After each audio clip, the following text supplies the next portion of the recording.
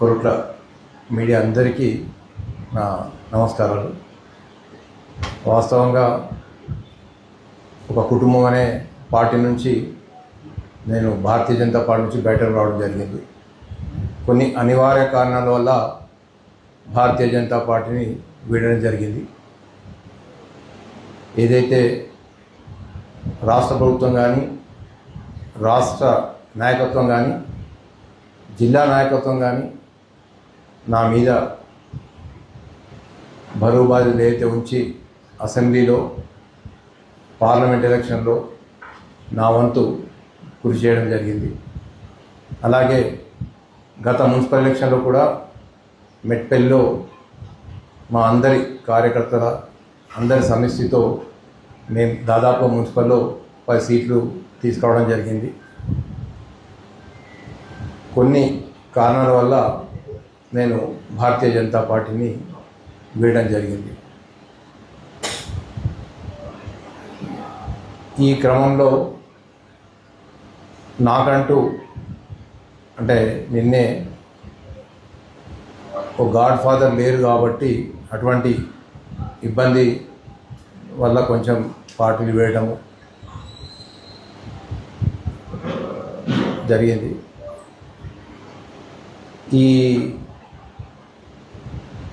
వచ్చే ఈ ఆదివారం నాడు 19వ తారీఖు ఆదివారం ఇక్కడే కొరుట్ల పట్టణంలో కావేరీ గార్డెన్స్లో తెలంగాణ రక్షణ సమితిలో కవితమ్మ ఆధ్వర్యంలో చేయడానికి నేను నిర్ణయించుకున్నాను.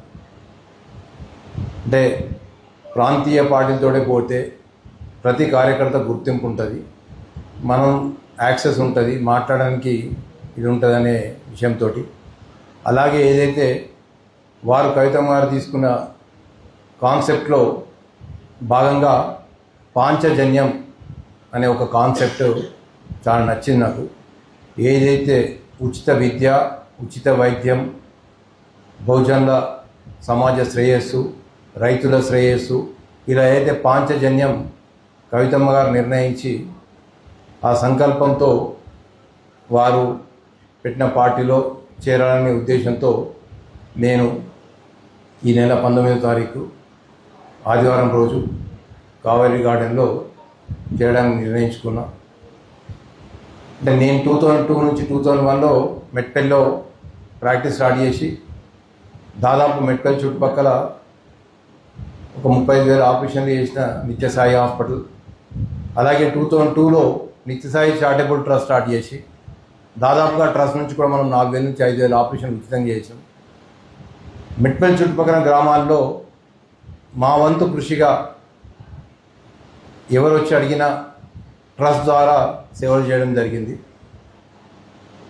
ఇప్పుడు ఏదైతే టీఆర్ఎస్ పార్టీ తెలంగాణ రక్షణ సమితి ఏదైతే పార్టీ వాళ్ళు తీసుకున్న పాంచజన్యం అనే కాన్సెప్ట్, అది విద్యకు, వైద్యంకు చాలా దగ్గర ఉంది.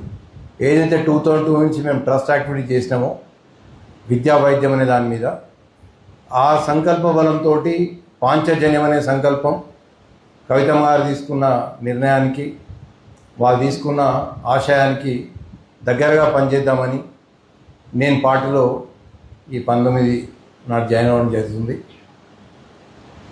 మీ అందరి సహకారం కావాలి. కొరుట్ల పట్టణ ప్రజలకు, కొరుట్ల పట్టణ భారతీయ జనతా పార్టీ కార్యకర్తలందరికీ, నాతోటి నా కుటుంబంలో పనిచేసిన భారతీయ జనతా పార్టీ కార్యకర్తలకు నా విన్నపం, మీరందరి కృషి వల్ల ఇవాళ కొరుట్ల పట్టణంలో భారతీయ జనతా పార్టీ ఇంత గొప్పగా మనకెక్కడా లేనట్టుగా డెవలప్ అయింది. ప్రతి కార్యకర్త సమిష్టి కృషితోటే ఈరోజు మనం ఇంత బాగా కొరుట్ల పట్టణంలో అసెంబ్లీ ఎలక్షన్లో కానీ, కొరుట్ల నియోజకవర్గంలో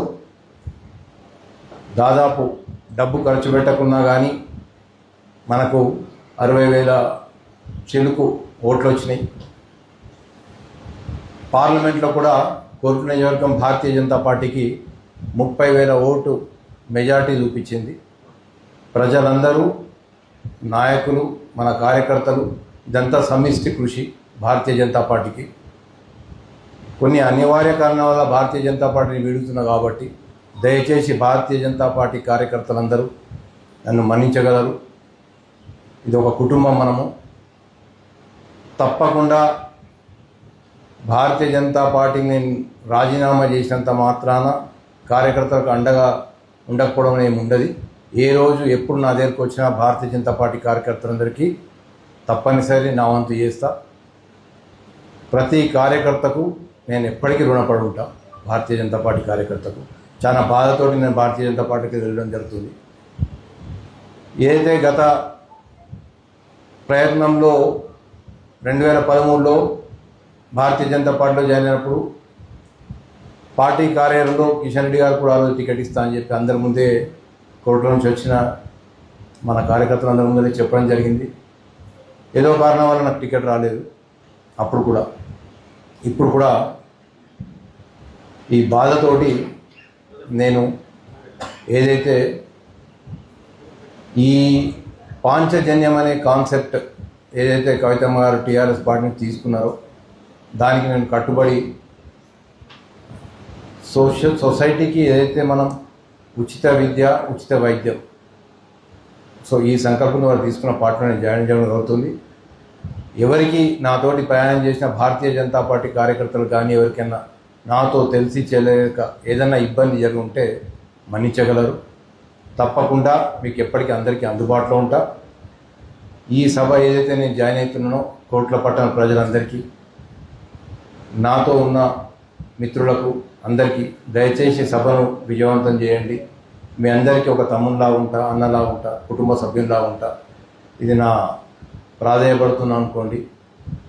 తప్పక అందరూ సహకరించాలి కోట్ల పట్టణ ప్రజలని చెప్పి కోరుతూ, ఈరోజు ఇక్కడికి వచ్చిన Korutla print media, electronic media senior పాత్రికేయులందరికీ, నాకు తెలియని సీనియర్ పాత్రికేయులు కూడా చాలామంది ఈరోజు మీడియాలో రాసినారు గొప్పగా. సో అటువంటి మీడియా విలేకరులకు, ఎలక్ట్రానిక్ ప్రింట్ మీడియా, అలాగే సోషల్ మీడియా, అలాగే యూట్యూబర్ మీడియా, ప్రతి ఒక్కరందరికీ నేను ఎప్పుడు రుణపడి ఉంటా. ధన్యవాదాలు. ఏదన్నా నా వరకు ఏదైనా ఉన్నా కానీ మీడియా పరంగా చేయడానికి తప్పకుండా నేను రెడీగా ఉంటా అని చెప్పి తోడుతూ థ్యాంక్ యూ. ధన్యవాదాలు అందరికీ. కొట్టుకోండి.